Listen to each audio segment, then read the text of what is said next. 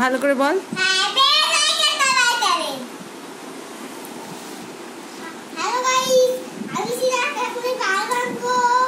এই যে এখন আমাদের বাবু আজকে মাছ ভাঁড়টা ভাঙবে, তো মাছ ভাঁড়টা পুরো ভর্তি হয়ে গেছে।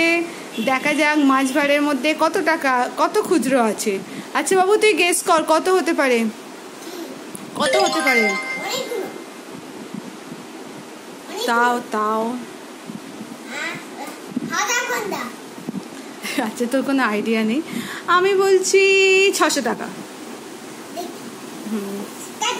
আচ্ছা ঠিক আছে, এখন আপাতত এটা ভাঙা যাক।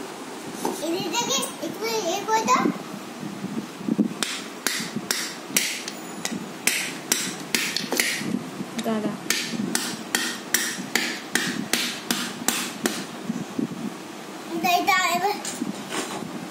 ছাড়া আস্তে, দেখ হুটোপাটি করিস না, আস্তে আস্তে কর কাজটা।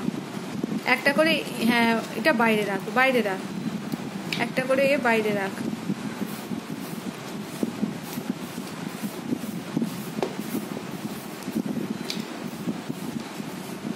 ঠিক আছে, এবার তুই উল্টে আস্তে করে উল্টা, দেখ উল্টা পড়ে যাবে। হ্যাঁ উল্টা উল্টা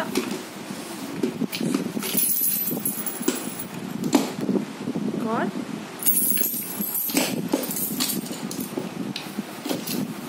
আচ্ছা আমি তোকে হেল্প করি। এই যে ভাঁড় একদম ফাঁকা, ভাঁড় ভেঙে এগুলো বেরিয়েছে। হ্যাঁ দেখা ভিডিওতে।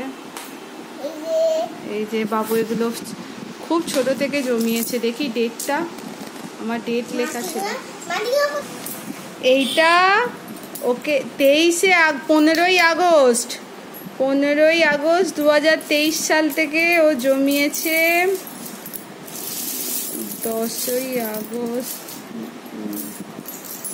সাল, এইটা কত সালে ফিনিশ হয়েছে আমার মনে নেই, আমি 11/8 লিখেছি, যেহেতু এটা 23 সাল তাই 24 হবে না। হ্যাঁ যা মার্কার পেনটা ভুলে গেলাম। যাই মনে হয় পরের বছরই হতে পারে, 1 বছরই হবে হয়তো বা, এটা মনে হয় 11/8/24 হবে।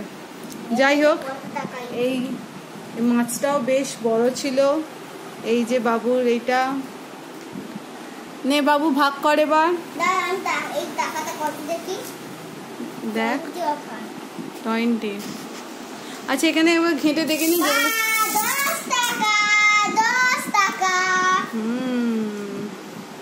এই যে এইগুলো নোট বেরিয়েছে, এগুলো সব নোট, পরে কাউন্ট করবো।